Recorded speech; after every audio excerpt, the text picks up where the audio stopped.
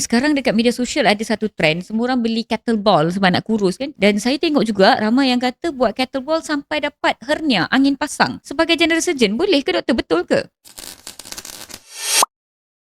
Mungkin ada kebenaran kat situ. Sebab kettlebell ni tak ringan tau, memang berat. And then dia ada certain weight kan. And then saya pun pernah try kettlebell tu.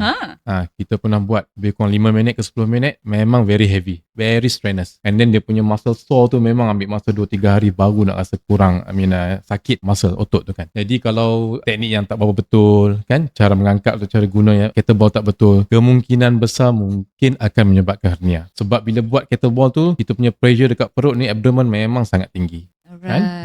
Jadi teknik tak betul ke macam mana doktor? Kemungkinan besar teknik yang tak betul. Alright. So Jadi nasihat saya, better dapatkan personal trainer, PT yang betul untuk ajar cara yang betul, ataupun bagi pihak kita sebagai yang main kettlebell ni, mungkin pakai tali pinggang ataupun pakai corset ke apa kan, binder untuk control kita punya pressure dekat abdomen tu. Mudah-mudahan dia mengurangkan risiko untuk jadi hernia lah, because salah satu risiko ataupun factor untuk menyebabkan hernia ni adalah heavy lifting, angkat berat. Alright. So pada yang main kettlebell, kita tahu teknik yang betul lah doktor. Teknik pernafasan lah, breathe in, breathe out.